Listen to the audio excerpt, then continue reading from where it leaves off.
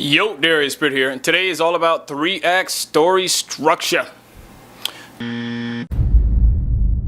Disclaimer, I am not a story guru. I am learning just like everybody else, but I have written a few scripts. I'm really familiar with it, and I just want to share my knowledge with you guys. Alright guys, this one's going to be a little long, so get ready. What is 3-act structure? Well, it's the basics of storytelling. As you know, every movie has a beginning, a middle, and an end. In a nutshell, it's a guide used to write and evaluate stories, and it's nothing new. It's actually pretty old. It's Aristotle old. Why is 3-act structure so important? Well, I could give you 3 reasons. Number 1, it's a roadmap. Anybody who's written a screenplay before knows how tough it is to write a movie. There's a lot of this going on.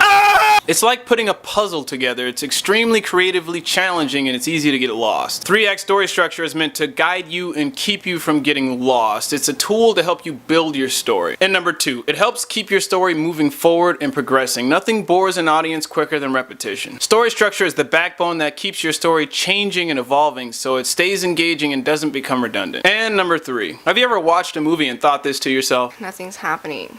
This sucks. 70% of movies that drag and don't seem to go anywhere usually have bad story structure. Something to think about. There are many interpretations of the 3-act structure floating around out there. It seems like every other screenwriting book or guru has their own version of it with their own terminology, but at the end of the day, it's all basically the same thing. The industry standard versions of it can be found in Blake Snyder's Save the Cat, Sid Field's screenplay, Robert McKee's story, and Joseph Campbell's The Hero with 1,000 Faces. Although The Hero with 1,000 Faces isn't specific to movies, it does cover ideas about myths in general, which is very useful. So according to Sid Field, each of the 3 acts is separated by 2 plot points, and each act serves a specific function in the story. One page of a screenplay is roughly 1 minute in movie time. Act 1 is the setup. It's the first 25 to 30 minutes of your film. If you're writing your script, it's important to have a strong opening. Without a strong, attention-grabbing opening, no one's going to want to read your script or watch your film. Sometimes this is called a flashbang open, sometimes it's called a hook. In the first 10 to 15 minutes, you set up tone, you introduce the main character or characters, and you set up the status quo or the ordinary world that they live in. You're essentially giving the audience all the information needed to tell the rest of the story. About halfway through the first act, we get our inciting incident. Some people call this the catalyst. In the hero's journey, it's called the call to adventure. It usually happens at like the 10 or 15 minute mark. This is the event that takes the status quo and does this to it. All of a sudden, we got a problem to solve. In The Matrix, this is when Neo gets the anonymous message on the computer screen that sends him on a quest to find out what the Matrix is.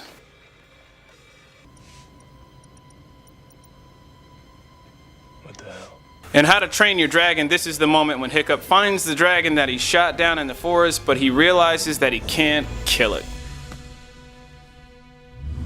The rest of Act 1, your main character either refuses the call to adventure, avoids doing something about the problem, or prepares to take action. We get our first plot point at the end of Act 1. This usually happens around minute 25 to 30. This is the first turning point in our story that sends the plot in a new direction and propels us into Act 2. Some people call it the Act 1 climax, some people call it the first act break, some people call it the lock-in. In Star Wars Episode 4, this is when Luke comes home and discovers that his family has been killed by stormtroopers, resulting in his desire to follow Obi-Wan Kenobi and learn to become a Jedi.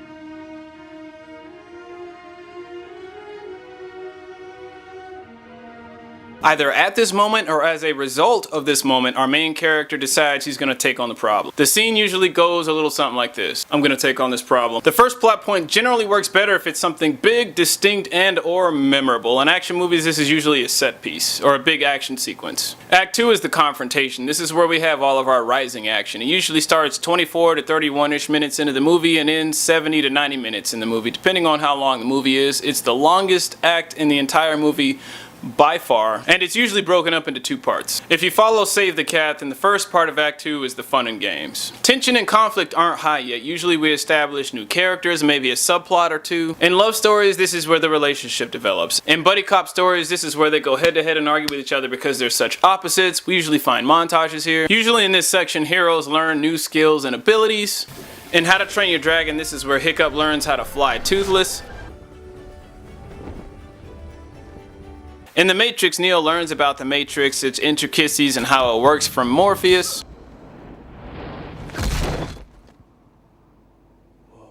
Most of the cool stuff that you see in movie trailers comes from this part of the story. About halfway through Act 2, we get another turning point in the story, which is called, you guessed it, the midpoint.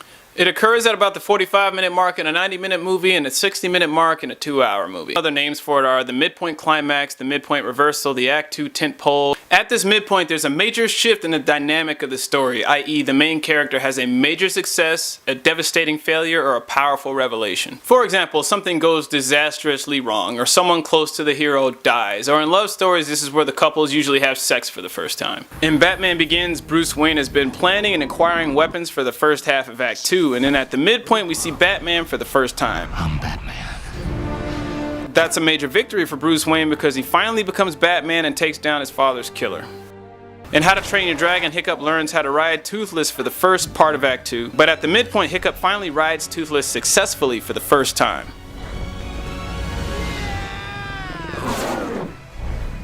Act 2 can be really tough to write because it's so damn long. Most people find that building up to a midpoint victory or a midpoint defeat helps them navigate through Act 2 and it keeps the story moving. Not every story has to have a midpoint climax and not every story needs one. In the second part of Act 2, things get serious. This is when we raise the stakes, we ratchet up the conflict and the tension. In Save the Cat, this part of the story is called The Bad Guys Close In. If the first half of Act 2 is about rising to a victory, then the second half of Act 2 is falling to a defeat. If the bad guys were defeated at the midpoint, this is when they regroup and come back stronger. Your hero faces extreme conflict both internally and externally. In romance movies, this is where the couple's relationship starts falling apart. Everything that happens in the second part of Act 2 is building to the second plot point. If you follow Save the Cat, we have the all is lost moment near the end of Act 2, around minute 75-ish. This moment's also called the false defeat or the page 80 crash in a script, even though it doesn't always have to happen at page 80. If the midpoint was a victory, then this moment is the opposite of the midpoint, which would make it a crushing defeat. This is where the girlfriend gets kidnapped, or the mentor dies, or the headquarters gets blown up. In Star Wars Episode 4, this is where Obi-Wan Kenobi, Luke's mentor, gets killed by Darth Vader.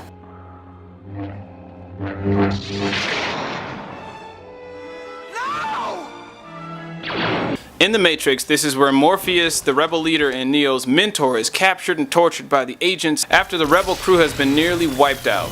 Shortly after the all is lost moment, we have the Dark Night of the Soul. This happens roughly from minute 75 to 85. Now, this moment doesn't have to be very long. It's when your main character or your protagonist feels at his lowest, and it's easy to spot because it's full of depression. To differentiate the two, the all is lost moment is the physical loss of everything. The Dark Night of the Soul moment is how your character emotionally feels about the loss of everything in the apparent defeat. You also get your B-story inspiration here, where your protagonist gets a pep talk from his love interest or someone close to him. This is usually where the main plot and the subplot merge. In How to Train Your Dragon, this is the moment where Hiccup's pretty bummed about being disowned by his dad, losing his dragon, and being shunned by his fellow Vikings. Then he receives a pep talk from his love interest, Astrid. 300 years, and I'm the first Viking who wouldn't kill a dragon. First to ride one, though.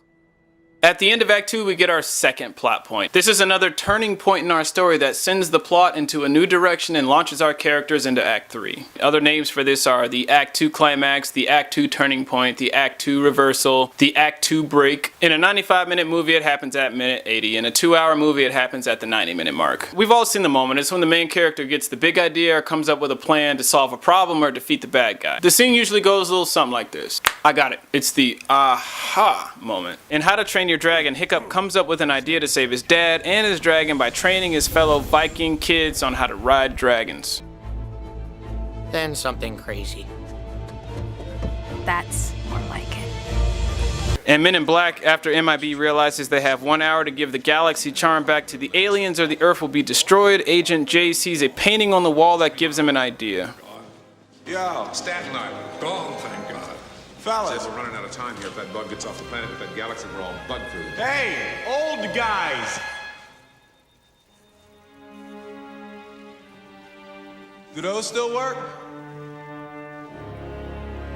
On the flip side of all of this, if your midpoint was a failure, then the second plot point should be a false victory where your heroes seemingly have defeated the bad guy or the couple seems to be perfect and everything seems to be going great. Our second plot point leads us into Act 3, which starts from minute 80 or 90 depending on the length of the movie. Act 3 is the shortest of all the acts. It can run anywhere from 15 to 30 minutes. There's a lot at stake, conflict and tension are at their highest, and the heroes got to overcome ridiculous odds in order to be successful. Sometimes there's an Act 3 twist in the middle of Act 3 to keep things interesting. Usually it's a revelation or a false death. The Act 3 climax or the finale happens anywhere from minute 85 to 110. The entire movie's been building up to this one moment. Tensions are at their highest, conflict is at its highest. It's the big fight, the car chase, the moment where the guy finally says, "I love you" to the girl. We've all seen it. It's the most exciting moment of the movie. After the climax, we have a resolution, which is either a happy ending or a tragedy. We answer any final questions, wrap up any loose ends, or any remaining tensions in the story. Give the audience that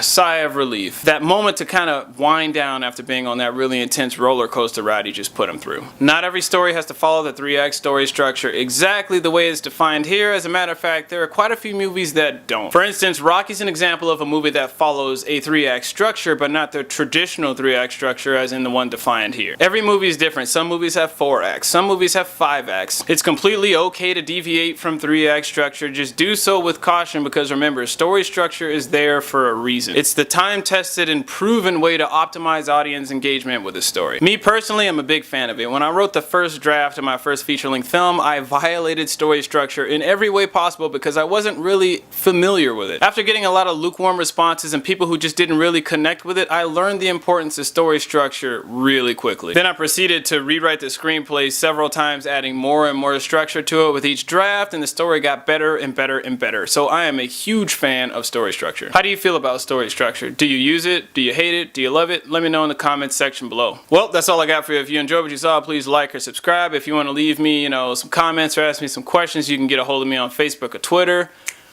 Bam, there's some links for you. And yeah, that's it. D-Bird out.